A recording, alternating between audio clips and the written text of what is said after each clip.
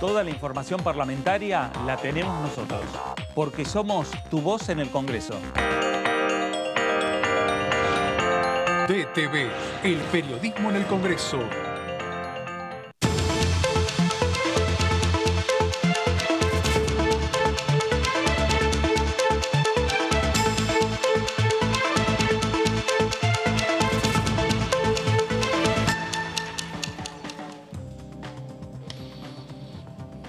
¿Cómo les va? Esto es el análisis por aquí por DTV, el análisis por Diputados Televisión. Se ha finalizado esta reunión de la Comisión de Finanzas de la Cámara de Diputados. Ahí estamos viendo imágenes de lo que hasta hace segundos nada más la Comisión fue analizando, fue discutiendo, fueron hablando diferentes alternativas y con cara mirando hacia el futuro, ¿no? Principalmente en buscar alguna solución a aquellos tenedores de créditos UVA en la República Argentina. Veremos qué es lo que ocurre en las próximas reuniones de comisión. Hay posturas que ya están definiendo los diferentes diputados nacionales. Señor David Cayón, señor Martín Bravo, ¿cómo les va? Bien, ¿qué tal? Buenas tardes. Bueno, vamos a irnos rápidamente a nuestro móvil porque está ahí en esa comisión de finanzas que acaba de finalizar. Vamos ya directamente al anexo A de la Cámara de Diputados de la Nación. Está Sofi Raimundes. Sofi, buenas tardes.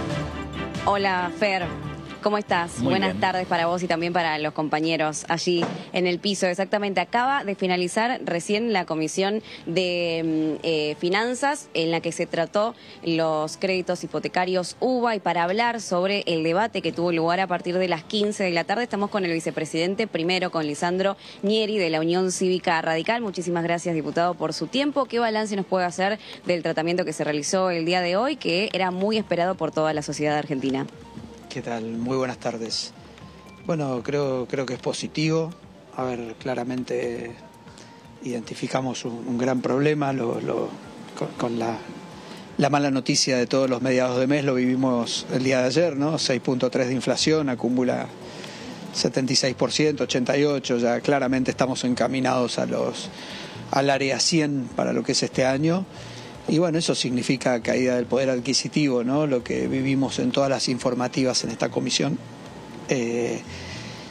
Cada vez se requiere una porción más grande del sueldo para pagar un crédito hipotecario, cada vez se requiere una porción más grande del sueldo para pagar un alquiler, para comprar en el supermercado, ¿no? De ahí que a mucha gente no le alcance y crezca la pobreza, crezca la indigencia. Bueno, no escapa esto el tema de los créditos hipotecarios. Identificando eso, creemos que el sistema es perfectible, se puede mejorar a futuro, puede incorporar algún sistema de seguros de alguna manera para cuando sucedan situaciones como estas, que los salarios vayan a un ritmo más lento que las cuotas. Se pueden corregir aspectos como bueno, la forma de los desembolsos. Identificamos algunos problemas en cómo se desembolsó en construcción. Creo que el sistema es perfectible y bueno, uno de los grandes puntos que queda en evaluar es para aquellos casos que hay damnificados, cómo podemos trabajar para amortiguar los efectos de este gran crecimiento que hubo en el crédito hipotecario, ¿no? en la cuota de los créditos hipotecarios. Ahora, hay un convencimiento, creo que de todos, que lo más importante es restablecer el crédito hipotecario. El crédito hipotecario pudo resurgir con este sistema. Bueno, claramente hoy no existe, ¿no? Entonces, claro, separemos los damnificados por haber tomado este crédito, que, como insisto, por la situación de la inflación están teniendo un problema. Reitero, no perdamos de vista lo que está pasando con quien alquila, que enfrenta un problema muy parecido, muchas veces mayor aún. Y bueno, debemos recuperar, porque hay un montón de jóvenes que están con expectativas de poder construir, necesitan para eso un crédito, ¿no? Entonces es fundamental recuperar este sistema. Estoy complicado con esto. Un sistema de crédito hipotecario, ¿no? Claro. Lisandro, ¿cómo le va? Fernando Fraquili saluda. Buenas tardes, Fernando. Muy bien. Bueno, Lisandro, sin lugar a dudas, genera muchas expectativas cuando ustedes anuncian, nada más anuncian que en la Comisión de Finanzas se va a tratar este tema, se genera mucha expectativa por sobre el Parlamento Nacional, y hoy lo que se pudo escuchar es que toman la realidad y se van a poner a buscar una solución. Sí, sí, por supuesto. Para eso fueron las informativas. Escuchamos a muchos representantes de los damnificados, muchos damnificados en persona. Vinieron los bancos, es algo que se concentra muchísimo, sobre todo en los bancos públicos. Vinieron las asociaciones de bancos.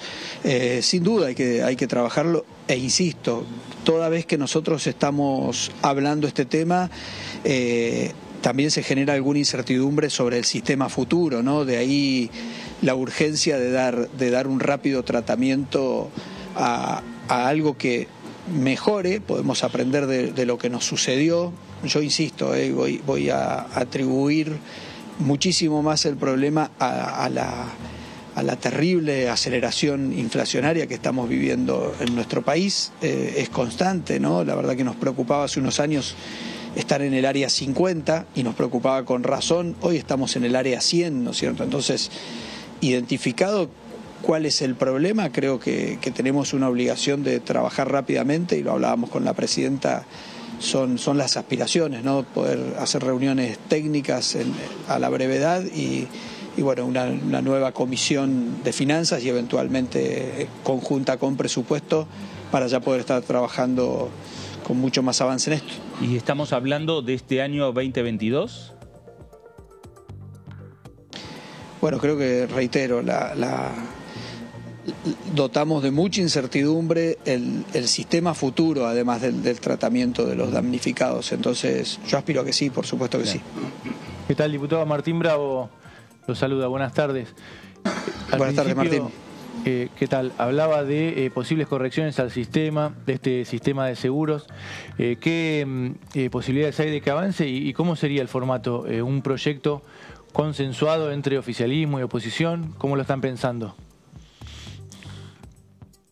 Bueno, obviamente sería lo óptimo llegar a un dictamen consensuado.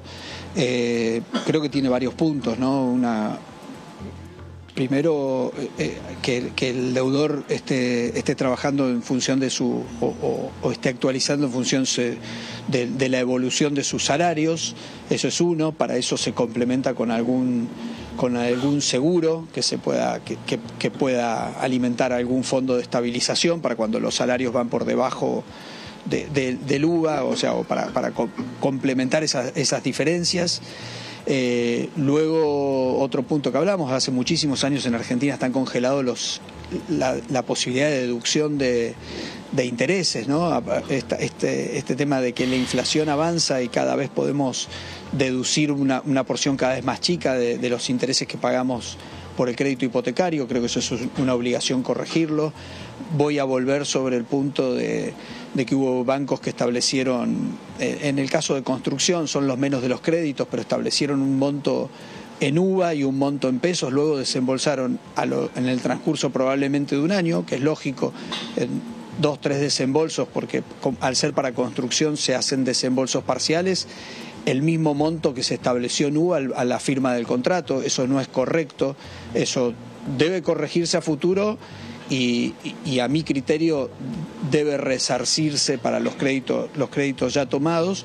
Y después, bueno, una situación bastante especial que es la de los damnificados, y sobre todo acá lo más importante es identificar sobre quiénes se van a trabajar, si sobre el conjunto de todos los tomadores o si ir sobre aquellos tomadores cuya cuota ingreso ha pasado a representar la relación cuota-ingreso, un porcentaje mucho más grande y que complica muchísimo en su día a día que haber superado el 5% de sus ingresos, ¿no? Diputado, ¿cómo le va? Buenas tardes, soy David Cayón, ¿cómo está? ¿Qué tal? Buenas tardes. Una consulta respecto a esto que usted planteaba, dijo sería lo óptimo llegar a un dictamen consensuado. Ahora, escuchando la comisión, hay diputados de su espacio político, de Juntos por el Cambio, más precisamente, bueno, uno de los que expuso más enfáticamente fue el diputado Tetas, que no se muestra muy de acuerdo en esto de buscar una solución para un sector particular, porque entiende que la consecuencia de esto tiene que ver con la inflación, con la pérdida del poder adquisitivo, y no con el sistema en sí mismo de los créditos. Por lo menos hasta lo planteó en la comisión de esto de, si no mañana van a venir los que no pueden comprar ropa y mañana van a venir los que no pueden comprar otra cosa. Dentro de Juntos por el Cambio, ¿cuál es la situación respecto de la búsqueda de una solución para los que tomaron créditos UBA y que hoy no pueden afrontar las cuotas? No, pero insisto, creo que todos coincidimos que el sistema es perfectible. Ahora, que lo que genera este inconveniente es la evolución de los precios y los salarios yendo mucho más lento que la evolución de esos precios, no hay ninguna duda, ¿no? Están en el orden de una caída, bueno, de hecho, siempre hablando de que se contemplan los salarios formales, ¿no? Porque en la situación de la informalidad es mucho más grave la pérdida de poder adquisitivo, pero en los salarios formales, a ver, tenemos una caída pero lo dice la exposición del presupuesto, del 3.6 este año, ¿no? Y prevé una pequeña recuperación que no alcanzaría a compensar el año para el año que viene, pero no es novedad que los proyectos de presupuesto prevén una recuperación, un nivel de inflación, después la inflación es mucho más grande y se sigue deteriorando los salarios reales. No hay ninguna duda que la pérdida del poder adquisitivo es el origen de este problema, y eso es lo que mencionabas que comentaba el diputado. No hay ninguna duda que el problema que estamos tratando acá es la inflación, ¿no?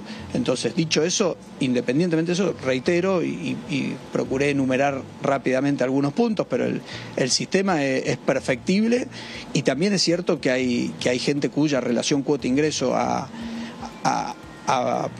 aumentado sensiblemente, y bueno, probablemente si vamos sobre los damnificados y no sobre todo el universo en general, podemos llevar una solución mucho más concreta. Lisandro, antes de despedirlo, por último, preguntarle qué balance hace de este año parlamentario, de este año 2022. Bueno, me cuesta un poco porque no tengo parámetro para compararlo. Soy nuevo, asumí en diciembre del año pasado, llevo unos 10 meses, ¿no? Así que en lo personal, la verdad que bastante novedoso. He aprendido muchísimo. Me cuesta separar el balance legislativo por una cuestión profesional de lo que miro permanentemente, y creo que es el gran problema que enfrentamos todos los argentinos, que es sobre todo la situación económica, ¿no? Entonces me cuesta en un año tan complejo, de tantas dificultades en lo económico, hacer un balance positivo. Sí, creo que bueno, a veces me preocupa que los temas que tratamos son bastante alejados a lo que en cualquier encuesta, en cualquier conversación con la gente surgen como las demandas permanentes, ¿no? Creo que a la gente le preocupa la inflación, le preocupa la situación económica, le preocupa, bueno, obviamente la seguridad, y a veces, bueno, a mí me cuesta un poco, tal vez en lo ejecutivo uno se dedica, que es de donde he trabajado los últimos 6 años, mucho más al día a día de lo que son los reclamos. A veces me cuesta un poco, me preguntabas un balance, esto de lo legislativo, ¿no? Algunos temas cuesta creer estar trabajando en eso y no en algunos puntos mucho más sensibles a lo que son las demandas de la gente en la actualidad. Lisandro, gracias por estos minutos para Con Diputados Televisión. Muchísimas gracias a ustedes. Gracias. Tengan buenas tardes y bueno, muy buenos días. Gracias. Sofi, gracias. Bien, gracias a ustedes, le agradecemos al diputado. Les cuento que seguimos trabajando desde aquí, se está desarrollando la Comisión de Justicia en la sala de al lado, que comenzó a las 14, a las 2 de la tarde. Están tratando cuáles son los sistemas de la justicia federal penal en Santa Fe, así que vamos a seguir muy de cerca también qué es lo que sucede en esta otra comisión que todavía continúa a esta hora. Sofi, micrófono abierto para vos, Gracias, Fer, hasta luego. Hasta luego, gracias Sofi Raimundes. Ahí desde el anexo A de la Cámara de Diputados de la Nación acaba de finalizar la reunión, la Comisión de Finanzas. Ahí lo vemos al diputado Julio Cobos, lo vemos a los diferentes legisladores nacionales que estuvieron analizando este tema, que es un tema, no es nuevo para el Congreso de la Nación, es un tema que ha tenido varios proyectos, varias iniciativas, y ha sido intermitente su discusión. No ha sido una discusión que se ha dado por un tiempo prolongado y se ha buscado por lo menos alguna solución. Una discusión que arrancó, se frenó, vuelve otra vez, ahora un nuevo impulso. Sí, hay dos normas de la administración que se dieron en el Congreso durante la administración de Cambiemos, que generan muchísimas discusiones y que no se le encuentran solución, y que hasta ahora sucede eso. Empieza la discusión, se frena, sigue, vuelve.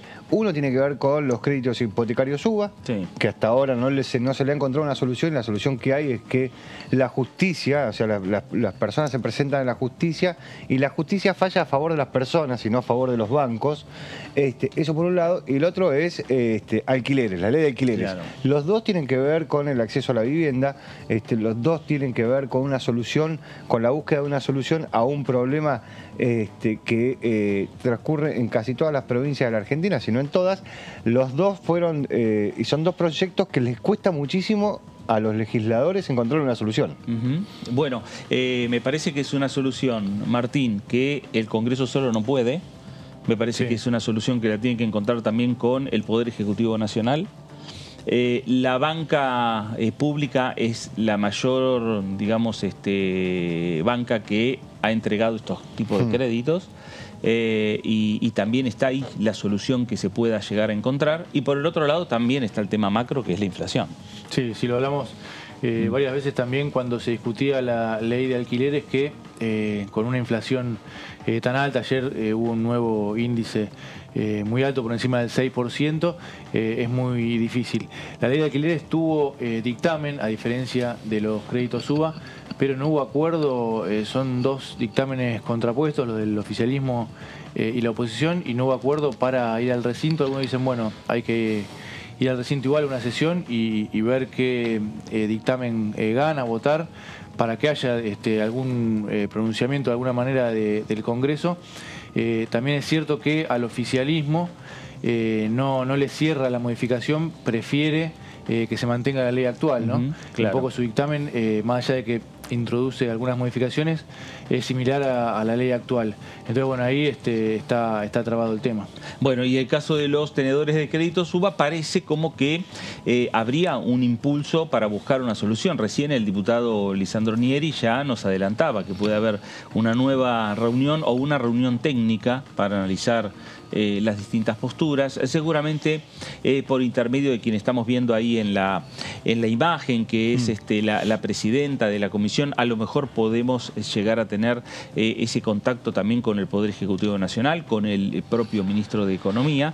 Y por el otro lado, habrá alguna reunión más de la Comisión de Finanzas y ver si se puede firmar un dictamen unificado, con mayor consenso, y llevar este tema al recinto, si es que no tiene que pasar por alguna otra comisión, ¿no? Sí, igual nosotros se lo preguntamos al diputado, se lo pregunté recién al diputado. El diputado entendió que no era como yo se lo planteaba. Hay un sector de Juntos por el Cambio que entiende que hacer una ley para este sector es hacer una ley para un grupito de la población. Y lo otro que es quién se hace cargo del costo que significa esto, teniendo en cuenta que la mayoría de los créditos los otorgó la banca pública. Claro.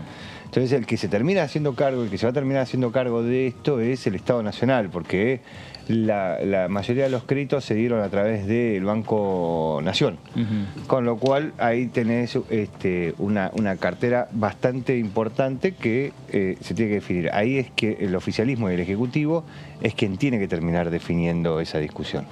Julio Cobos tomó la bandera de discutir este tema, hasta de impulsar una sesión especial para discutir este tema. Sí, y del mismo modo que alquileres, esa sesión especial terminó no concretándose a cambio de una suerte de compromiso como para esto que estábamos viendo ahora, ¿no? Que se discuta en comisión, porque había una cierta intención de todos los espacios de debatirlo.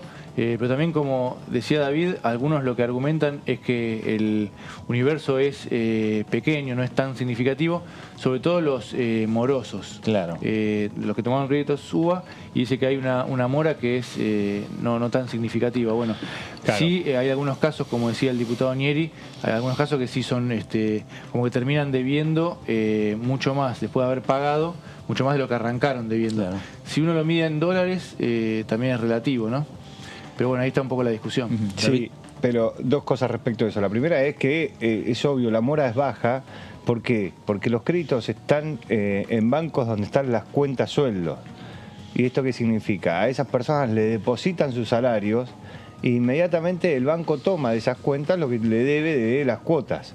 Si claro, queda 0, queda 100 o queda 1000 en esa cuenta, al banco no le importa, pues es un sistema automático, con lo cual la mora es muy baja, básicamente por esa razón. Eso es lo que lo hace muy difícil. Ahora, medirlo en dólares, que era como lo planteaba hace unos momentos el diputado Tetaz, medirlo en dólares respecto de cuál es el capital que tiene una persona. Si compró una casa que le salía $100 y hoy tiene una misma casa que por el mercado le sale $200, no es que se incrementó su capital en un 100% porque su casa vale $200. Primero, porque para eso la tiene que vender. Segundo, que para eso tiene que encontrar a alguien que se la compre. Claro. Digo, en una Argentina donde está claro que esa es la discusión, que el crédito hipotecario no está, no es una herramienta válida. Y segundo, que la tiene que vender, con lo cual se queda sin casa. Tiene que encontrar a alguien que se la compre, se tiene que ir a alquilar y tiene que pagar el crédito. Claro. Bueno. Tiene que cancelar el crédito. Varios temas a la vez. Vamos a irnos ahora a la provincia de Tierra del Fuego.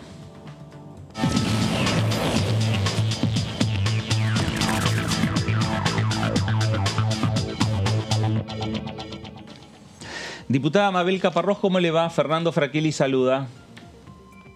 Buenas tardes, ¿cómo están ustedes? Muy bien. Por aquí. Bueno. Por la provincia. ¿Me escuchan? Sí, le escuchamos muy bien,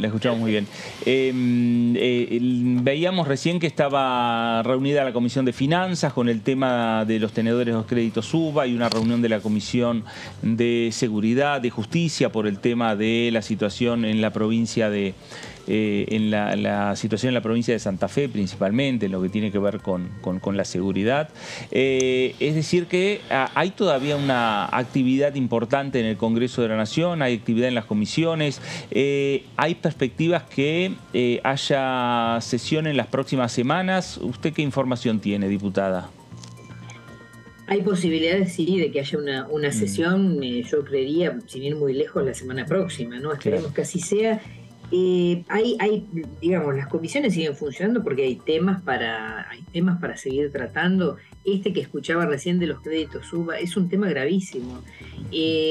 Yo no coincido con los diputados del diputado Tetaz y yo digo, una cosa es la teoría, que es bárbara, y otra cosa es encontrarse con una familia. A mí me ha pasado, medio lo que decía el diputado Cobos recién, una familia que tomó un crédito de 3 millones de pesos para ampliar su casa con los costos que tiene Tierra del Fuego de construcción, porque tienen 5 chicos, y arrancó tomando un crédito de 3 millones de pesos y hoy va al banco y ve lo que debe y está debiendo 16 millones de pesos, que es una enormidad, que uno diría no lo podés pagar nunca. Claro. Es decir, ¿qué son esta familia? Son 2 empleados municipales, una señora y un señor. El sueldo del señor, que es el titular del crédito, va derecho para pagar el crédito. Entonces, la desesperación que genera esto en la gente. A mí me parece que el Estado no puede mirar para otro lado. Yo entiendo que es contrato entre privados, entiendo que hay normativa legal para esos contratos, pero entiendo también que debe haber una mirada con algo de piedad para poder resolver esta situación y encontrar algún camino de negociación o de... yo no sé, pero me parece que tiene que haber un camino de solución. Imagínese uno poniéndose en el lugar de esta gente. Dice, nosotros nos quedamos sin vivienda. Dice, y no podríamos ni ir a alquilar porque uno de los sueldos se lo retiene para pagar la cuota. O sea, y como esas situaciones se multiplican. Yo entiendo, porque a veces discutíamos y decían, no, bueno, hay gente que se hizo una pileta de natación. Está bárbaro. Pero bueno, debería haber un análisis de todos esos créditos, ver la situación de quienes los tomaron y ver cuál es su realidad hoy y ver cuál es la vía posible de negociación entre el banco y los tomadores del crédito. Y tratar de buscar un equilibrio de que ninguno de los dos pierda. Porque también yo pienso, digo, el banco, esa gente no paga más los créditos. El banco que se queda con las viviendas y las saca remate sería, y hasta diría que es hasta conveniente, porque la entregás y bueno, que algún hijo mayor o alguien vaya y la compre por 2 monedas. La verdad que no es negocio ni para el banco, me parece eso. Me parece que lo más adecuado, lo más razonable, lo más racional, sería encontrar alguna manera. Yo sé que es difícil, pero encontrar alguna forma. Y de esto se tratan las comisiones, ¿no? De discutir, debatir, analizar. Nosotros en el último tiempo habíamos visto que quien tiene quizás más experiencia bancaria, que es el diputado Heller, había hecho una propuesta como que no es la solución, pero es un acercamiento, no es encontrar. Pero sí, de lo que estoy segura es que el Estado no puede mirar para otro lado frente a estas situaciones. No es lo mismo el que compró una camioneta con un crédito UBA, no es lo mismo el que se hizo una pileta de natación en un country, no es lo mismo que aquel que se hizo una ampliación o hizo su casa para dejar de alquilar y poder tener a sus hijos y la tiene como vivienda única familiar. No es lo mismo. Entonces, sobre eso claro. Me parece que...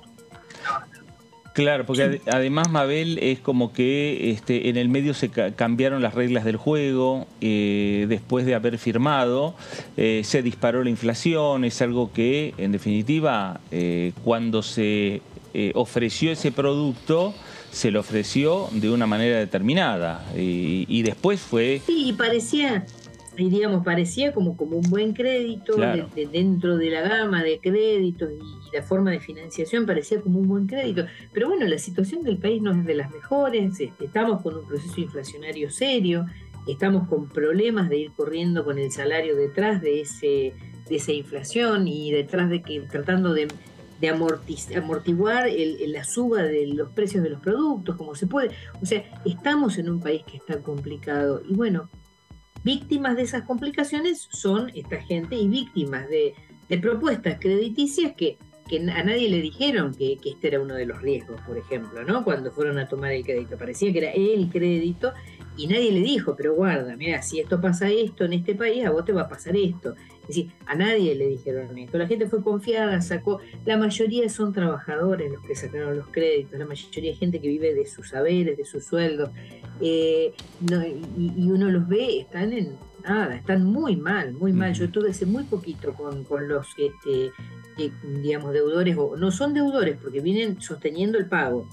Mal empleado claro. En términos de son deudores al banco, digamos, pero no están debiendo ni en mora con sus pagos. Y nada, uno los escucha y tienen razón, es imposible. Uno imagínense en su cabeza de ver hoy 26 millones de pesos. Yo lo pienso para mí misma, ¿no? Digo, me parecería imposible de poder pagarlos nunca. La realidad es esta, y si lo que está en juego es la vivienda única para uso familiar, estaría muy preocupada realmente, muy angustiada realmente. Entonces, a partir de esto, digo, el Estado tiene que aportar una idea, aportar la discusión, llamar al Banco Central, convocar al Banco Central de la República que baja las líneas a los bancos, convocar a los actores que tengan que ver con esto, discutir una salida, por lo menos para los que se han hecho su vivienda y hoy no pueden pagar ese crédito. ¿Qué tal, diputada? Martín Bravo la saluda. Hola, Martín. Un tema vinculado a por el acceso a la vivienda es la ley de alquileres que surgió en el debate en comisión también recién. Sobre ese tema, ¿ve alguna perspectiva de que se pueda tratar en el recinto? ¿Ya hay dictámenes o está casi descartado, al menos por este año? A mí me parece difícil, no veo, digamos, chances de incluirlo en este periodo, me parece en este año parlamentario, por lo menos no que tenga novedad. Yo no estoy en las comisiones donde se ha tratado, sí creo que es una herramienta que está haciendo falta, que está habiendo muchos problemas y cada vez más de acceso por el valor de los alquileres, porque se están jugando otras cuestiones también, porque además se está alquilando para alquileres temporarios. Hay un mix que está generando una crisis que ha hecho que la situación para los inquilinos o para los futuros inquilinos, es decir, aquellos que quieren salir de su hogar materno-paterno y independizarse, se les haga cada vez más difícil. También creo que tiene que haber políticas de Estado que regulen. El Estado, yo creo que tiene un rol importante en la vida de todos dentro del país, y parte de esa importancia está dada en que tienen que salir a construir en las provincias, en las distintas ciudades, es decir, salir a construir viviendas y a, digamos, equilibrar ese mercado de los alquileres de alguna manera, ¿no? Al haber menos demanda, van a bajar los valores de los alquileres también. Pero bueno, por ahora no veo muy factible esto. No sé si hay sesión la semana que viene, qué temas se incorporarán. Nosotros tenemos uno que se ha trabajado muy bien en la Comisión de Asuntos Marítimos, que quizás no es el tema de la urgencia de hoy, pero es empezar a encontrar un camino dentro de toda la economía argentina para también la pesca, ¿no? Porque está habiendo esfuerzos desde el Estado Nacional por ordenarse, por encontrar caminos de trazabilidad, pero bueno, todo mediante decretos, resoluciones. Nosotros queremos darle un marco de ley de manera que lo que sea trazabilidad de la pesca, que es el seguimiento del producto desde que se lo extrae hasta que se lo deposita en las góndolas, ese seguimiento del producto que a nosotros nos va a garantizar mejor calidad, mayores controles, involucra a todas las partes, indudablemente, sea una política de Estado de largo plazo, que después otros cuerpos legislativos irán acomodándola, adecuándola a las épocas. Hoy, por ejemplo, podemos hablar hasta de usar códigos QR que quizás hace 10 años ni sabíamos qué era. Entonces, me parece que dentro quizás de 10 años se podrán ir agregando herramientas, nuevas tecnologías para poder hacer ese seguimiento, pero es un gran paso para esta parte de este producto de la economía argentina que no ha sido muy mirado hasta ahora. Hemos visto sí que el gobierno nacional ha hecho esfuerzos, yo se lo reconocí a SENASA y también a la Secretaría de Pesca. Me parece que han trabajado y han ido haciendo y generando y trabajando en conjunto. Bueno, ahora la hora es quizás de darle un marco legal a ese camino iniciado por el gobierno nacional para que otros gobiernos lo sigan implementando. Y ese sería un buen proyecto para tratar la semana que viene. No sé, el dictamen lo tenemos, pero bueno, no sé qué irá a pasar, ¿no? Diputada, ¿cómo le va? Soy David Cayón, ¿cómo está? Hola, ¿cómo estás? Bien.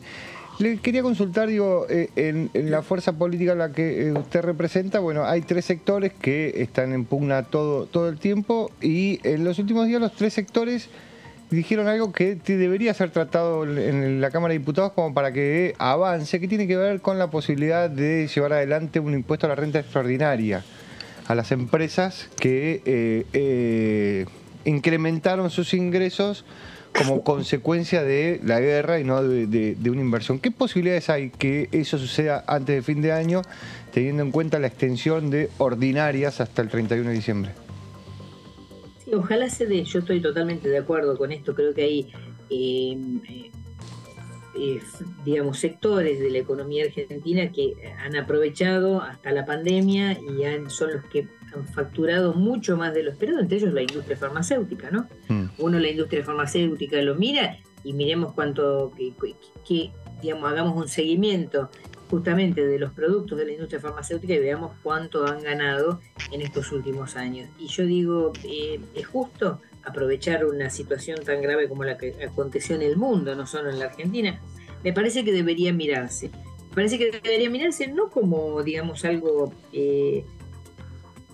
sancionatorio, porque se interpreta como, y yo creo que no, que es un pedirles a aquellos que se han llevado mucho, aprovechando una situación de catástrofe, de crisis, es decir, que han sido acompañados además por el Estado, porque el Estado ha acompañado a otras empresas que precisaban para que no caigan no se caigan al vacío en medio de esa crisis.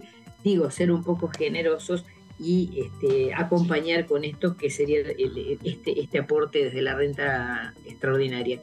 No sé si hay consensos, creo que no están los consensos, creo que se lo interpreta en muchos casos como un combatir a las empresas y nada, yo creo que no hay nada más alejado de eso, que es decir que esto en el mundo ha sucedido, ¿no? Aquellos que más han ganado han sido solidarios. ¿Por qué? Porque ha habido un Estado que ha tratado de estar presente, un Estado que ha intentado estar presente para que los trabajadores no pierdan el empleo, para que las pymes no se caigan, para que se pudiera seguir funcionando, aunque sea a 3/4 de máquina, pero esperando que pasara por ejemplo, en nuestro caso especialmente, todo el tiempo de pandemia.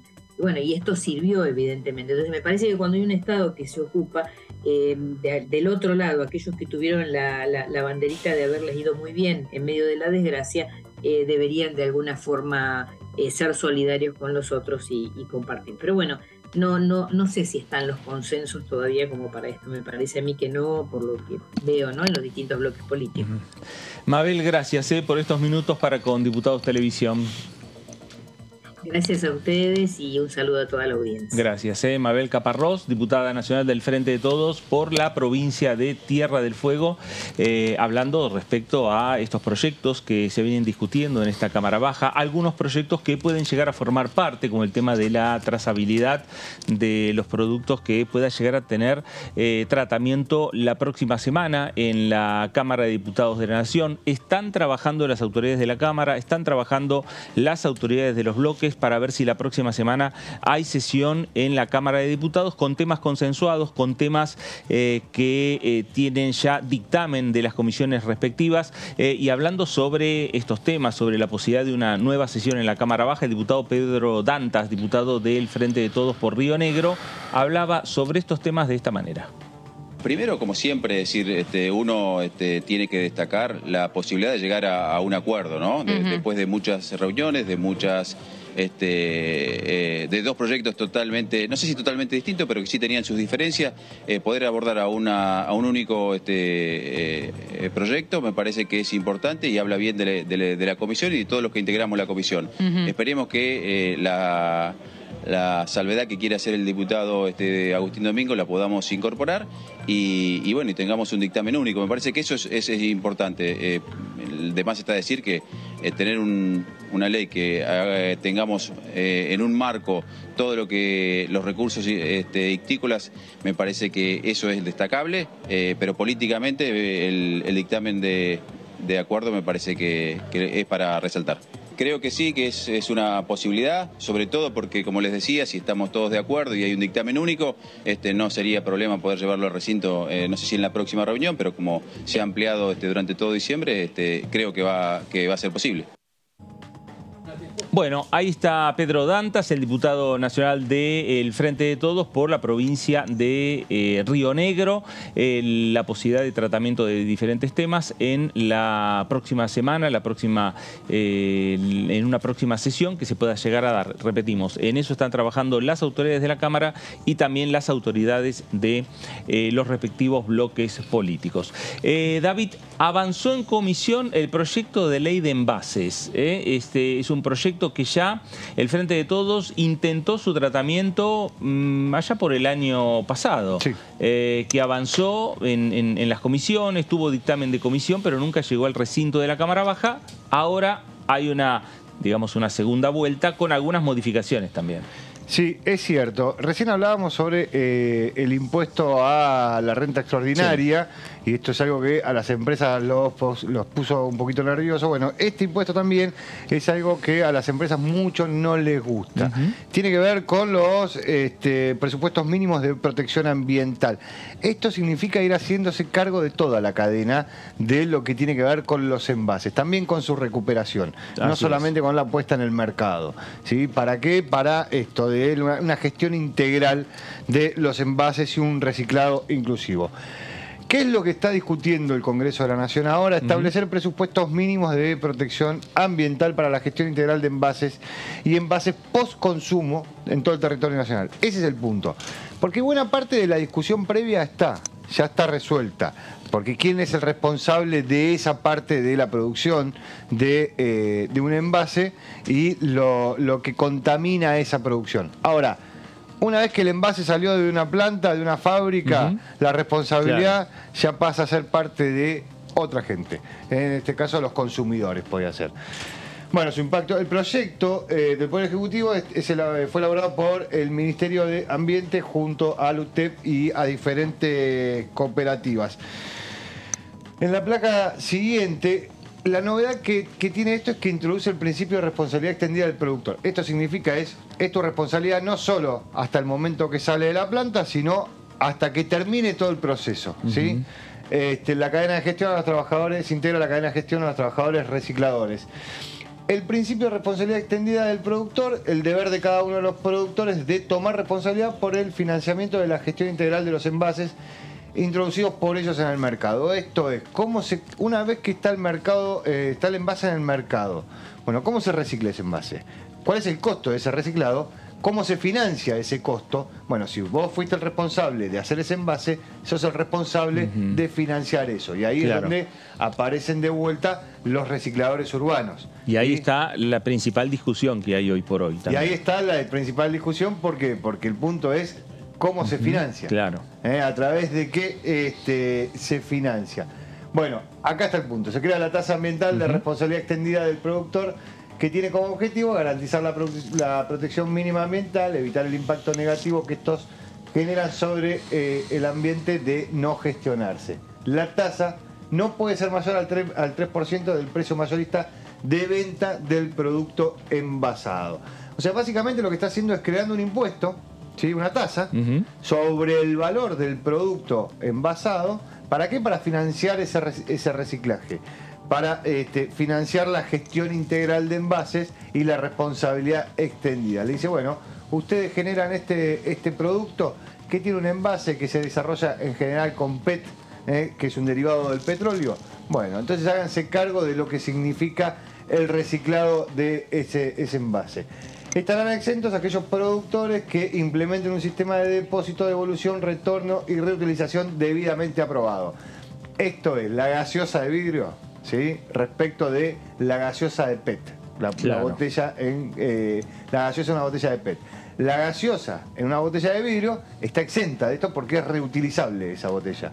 Ahora, en la gaseosa, la botella de plástico de PET, de vuelta, no. Tiene que pagar una tasa del 3% del valor del producto. Esto, cuando se discutió el año pasado, obviamente generó un rechazo unánime de parte de los sectores, más teniendo en cuenta que pusimos el ejemplo de una gaseosa, pero pensémoslo en cuando uno va al supermercado. Todo tiene un envase. Básicamente todo tiene un envase y son muy pocos los envases que son reciclables o que se hacen cargo del reciclado. Claro. Entonces, todos los productos que se vuelcan hoy al mercado deberían tener esa tasa del 3% para financiar las plantas de reciclaje que hay que llevar adelante para que todos esos envases dejen de contaminar o bajen los niveles de contaminación. Y ahí está la discusión, ¿quién absorbe ese 3%? Si ese 3% lo va a absorber la planta de gaseosas, sí, o si ese 3% lo termina absorbiendo el consumidor, consumidor final. Si se traslada a precio, claro, básicamente. Bueno, el problema de todo eso es que vos todo el tiempo, imagínate la cadena, ¿no? En la cadena todo el tiempo vas generando un residuo. Bueno, eso en algún momento empieza a impactar. En el caso de las botellas, vamos, para seguir con el mismo ejemplo, la intención es que se haga cargo la empresa, porque si no, la responsabilidad extendida no tiene razón de ser. No hay ninguna responsabilidad de parte de la empresa, termina siendo responsabilidad del consumidor, que es quien paga ese 3%. Y aunque lo recicle, y aunque haga el proceso de separar, reciclar, llevarlo a los puntos verdes, no importa, lo termina pagando ese 3%. ¿Cómo se destinarían los fondos recaudados de ese 3%? Bueno, 85% a la composición del FONAGER, un 10% a la composición del Fondo Nacional de Desarrollo Productivo, encargado de la ejecución de políticas orientadas a fortalecer las capacidades productivas de reciclado, 5% al Instituto Nacional de Tecnología Industrial, el INTI, que es quien desarrolla las diferentes técnicas de reciclados. En la placa siguiente, también lo que se hace es crear un fideicomiso financiero y de administración, el Fondo Nacional para la Gestión de Envases y Reciclado Inclusivo, que es el FONAGER, es quien se lleva casi la totalidad, el 85% de lo que se recaude con esa tasa, que tiene entre sus funciones la de financiar a los sistemas locales de gestión integral de envases. Esto significa financiar los sistemas de reciclaje de aquellas pequeñas cooperativas, por ejemplo, que no tienen fondos o que no tienen una espalda o que no tienen recursos financieros para poder desarrollar la tecnología y llevarlo adelante. Bueno, para eso serviría este fideicomiso. Los beneficios de los recicladores urbanos, el plan de inclusión tiene que garantizar la organización de los trabajadores, establecer incentivos para que sean registrados, generar capacitaciones, la autoridad de aplicación será el Ministerio de Medio Ambiente. Esto también lo que hace es, de alguna manera, no solo la generación de un proceso más organizado de trabajo para los recicladores urbanos, sino que básicamente lo que está haciendo es registrarlos. Claro. ¿Sí? Básicamente pasan de la informalidad de lo que significa el trabajo de recolectar en la calle a la formalidad de ser recicladores urbanos. Bueno, bien, David, este tema que sin lugar a dudas genera fuerte discusión, que es polémico porque por un lado está lo ecológico, qué hacer con esos plásticos que es el lugar donde tiene el contenido de la gaseosa que uno termina de consumir. Eso por un lado. Por el otro lado, ¿cómo llega esa planta? Porque también hay un valor, hay un costo. Ese costo la empresa lo va a trasladar a precios. En la discusión política que se da aquí en la Cámara de Diputados, cuando uno habla con algunos diputados, principalmente de Juntos por el Cambio, que tienen una postura de decir no queremos generar nuevos impuestos, no queremos aumentar la carga tributaria, terminan más de uno, dicen ese 3% es un nuevo impuesto, porque es un impuesto a las empresas. Sí, sí, claramente. La creación de una tasa es siempre un impuesto. Ahí está la discusión sobre la validez del impuesto. Claro. Digo, el problema me parece que pasa por ese punto. Digo, si no sobre la creación de impuestos, sino para qué se va a usar ese impuesto. Ahora, si uno le cobra, vamos a suponer que en vez de ponerle una tasa del 3% a los productos, se le sube a las empresas algún impuesto que sea exclusivo de esas compañías. No se crea ninguna tasa, simplemente se sube un impuesto en particular de los que paga para que financien esto, que sea exclusivo para financiar esto. Bueno, ahí la discusión es otra, digo, pero básicamente apunta hacia lo mismo, que es la de generar recursos para el reciclado. También es cierto que, como decías, David, el impuesto es para el caso de las empresas que no se hagan cargo, ¿no? Claro, sí. También podrían, pensar en un sistema de gestión de esos desechos, ¿no? Es cada vez mayor el plástico, la cantidad que se encuentra en los peces, por ejemplo, y en algunos estudios en Europa directamente empezaron a encontrarlo en el estómago de las personas. Claro.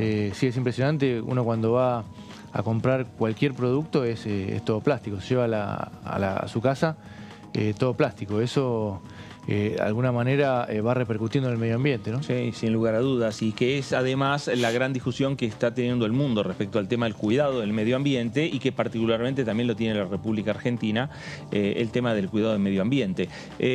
Bueno, veremos qué es lo que ocurre, David, entonces con esta iniciativa. No está todavía en condiciones de llegar al recinto, no está todavía en condiciones de tener ya la firma de un dictamen. No, porque me parece que, como bien decías vos, como sucedió el año pasado, ahora los legisladores que quieren avanzar con esta medida se van a tener que enfrentar y van a tener que doblegar al lobby de las empresas. De vuelta, nosotros cada vez que decimos lobby no estamos diciendo algo malo, estamos diciendo claro, que las empresas tienen sus argumentos, tienen sus razones, tienen sus estudios y son los que vienen y le presentan a otros legisladores o a los mismos legisladores para sostener que no es necesario esto. Claro. Bueno, este es uno de los proyectos, una de las discusiones que tiene hoy por hoy el Congreso de la Nación, o particularmente la Cámara de Diputados. Otro de los temas que la diputada Caparrós también lo trajo a esta mesa, que es el tema del proyecto de ley de trazabilidad de los productos, en el caso de los productos principalmente de la pesca, y que se está avanzando en las comisiones respectivas, no solo que se avanzó en la discusión, sino que además ya se firmó el dictamen y estaría a punto de llegar al recinto, si hay acuerdo político, de llegar al recinto de la Cámara de Diputados de la Nación. El diputado Carlos Selva, del Frente de Todos por la provincia de Buenos Aires, decía lo siguiente. El recurso itícola es algo que tiene que empezar a ingresarse y a considerarse como una de las potencias económicas, de desarrollo y de abastecimiento de proteínas que tiene la Argentina. Nuestro litoral marítimo requiere de que vayamos progresivamente avanzando en determinadas normativas y esto no significa dejar de valorar lo que se haya hecho, ni interferir en el funcionamiento de áreas algunas, pero sí volver a las consideraciones de la presidenta y la vicepresidenta, lo que nosotros coincidimos de arranque para entrar en la particularidad o en el pormenorizado análisis del articulado era la necesidad de que haya una ley. Que esa ley tenía que tener la definición de marco, esa palabra tan importante para poder seguirla nutriendo de aspectos, de consideraciones y de operatividad a través de la reglamentación. Y hoy lo que estamos coincidiendo, por lo menos en la inmensa mayoría, por arriba de cualquier cuestión partidaria, es de que hemos llegado a un punto de consenso donde no se pretende estar en contra de ninguna posición ni de ningún avance que se haya hecho, sino por el contrario, ordenar, y por eso la frase de sistema único de trazabilidad, para que converjan en esta misma ley marco todos los aspectos que el Ejecutivo ha venido desarrollando, las opiniones que puedan vertir los distintos actores de la cadena, y creo que vamos a estar todos coincidiendo de que la palabra sería casi a la inversa. ¿Por qué no sería bueno que haya una ley? Bueno, creo que ese punto de partida está superado, por lo menos en el trabajo de asesores, en el trabajo que han hecho los distintos actores de acá, es que lo más importante es que haya una ley. Bueno, ahí estaba el diputado Carlos Selva, los acuerdos, los consensos, este proyecto de ley de trazabilidad que es, en definitiva, también de marcar una política de Estado. Y la política de Estado no la hace un solo partido político, no la hace una sola fuerza política. El diputado Jorge Vara, que pertenece al radicalismo de la provincia de Corrientes, también acompaña esta iniciativa y lo decía de esta manera. Dentro del foro en el cual se discuten las cuestiones del cuidado del río, se incluyó Paraguay. O sea, no podemos dividir, no podemos dejar Paraguay afuera. O sea, son todas las provincias nuestras y Paraguay. Y es otra cuestión. Me parece que esta norma, por lo menos, pulir y ver de qué manera se puede redactar en ese sentido, porque si no vamos a tener problemas con las firmas acá y en el recinto lo vamos a volver a plantear. Siempre cuidando la cuestión del federalismo, como lo venimos haciendo en otras cuestiones también. La visión centralista tiene que acotarse en ese sentido. Y lo mismo vamos a plantear en el Senado, donde los pesos son otros de las provincias ribereñas, y advertir sobre la cuestión. Es un pequeño detalle, no es para poner ni palo en la rueda, no, al contrario. Yo firmo y acompañamos, pero me parece que no está enteramente contemplado, porque no se conoce esa realidad, y en la redacción de los proyectos que están en discusión, a los cuales además estamos totalmente de acuerdo, es como que está obviando como una cuestión menor, y así estamos. Quería observar eso, así que esto es probable que vamos a firmar, yo voy a firmar en disidencia, porque quiero dejar marcado esto acá, y cuando llegue al recinto lo voy a marcar también. Y voy a pedir que se contemple esa cuestión acá o cuando llegue al recinto. Bueno, ahí estaba Jorge Vara, el diputado del radicalismo de Corrientes, en la discusión que supera lo que es la discusión propia de la comisión, porque es un proyecto que se va a discutir y se va a seguir discutiendo y hasta modificando o acercando posiciones en el propio recinto de la Cámara de Diputados de la Nación. La diputada por la provincia de Entre Ríos, Blanca Osuna, también habló sobre este tema, sobre este proyecto de ley de trazabilidad, diputada del Frente de Todos, que en la comisión lo señalaba de esta manera. Quienes habitamos las zonas de la costa y tenemos vínculos con pescadores artesanales que trabajosamente dan sus propias organizaciones y batallan con una serie de actores que acá el diputado Vara describió, pero que no nombró, y que yo creo que, bueno, la diputada García acaba de referirlos, y que son los acopiadores y son los frigoríficos. Cuando digo interferencia, digo por el nivel de explotación sobre esa figura que es el pescador artesanal. Por eso yo en realidad creo que está bueno que nosotros avancemos respecto a la pesca fluvial desde una perspectiva comercial, medioambiental y de sustentabilidad y sostenibilidad. Pero también creo que este proyecto configura un avance, da un marco general. Me parece que estaría bueno que podamos avanzar y enfocarnos en lo que es la realidad de la pesca de río. Pero creo que el proyecto de algún modo despeja en materia de los conceptos que define y de las líneas de acción en materia de la regulación que el Estado debe tener en relación a estos actores, los que siempre pierden y los que siempre ganan. Entonces, la única manera de poder poner una línea de justicia con respecto a esa puja que existe, que está, y que la conocemos, es este marco. Es este marco. Lo que no obsta, recién Pedro Galimberti, que es entrerriano como yo, también se preocupaba, bueno, ¿qué pasa con nuestros pescadores artesanales? Yo creo que este proyecto no los afecta, al contrario, interviene como una advertencia donde insta al Estado a participar más activamente. Cuando digo el Estado, digo sobre todo los actores institucionales provinciales.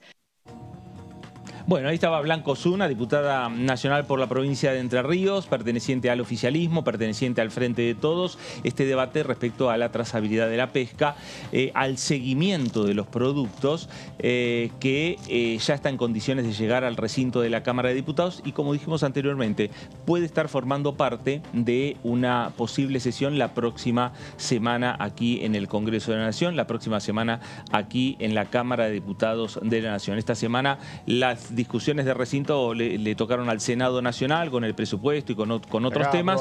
Se acaba de aprobar. Se acaba de aprobar el presupuesto. Ya es ley. Ya es ley el presupuesto nacional.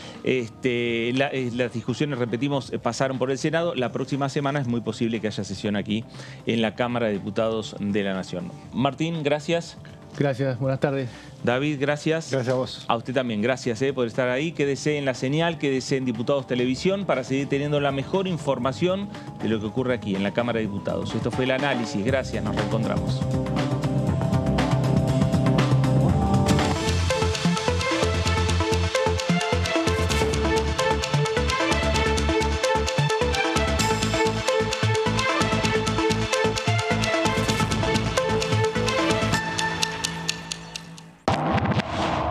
¿Cómo les va? Muy buenos días. Hola, ¿cómo va? Hola, ¿cómo les va? Bienvenidos a DTV, a la segunda edición. ¿Qué tal? ¿Cómo están? Bienvenidos, bienvenidas a esta tercera edición de DTV.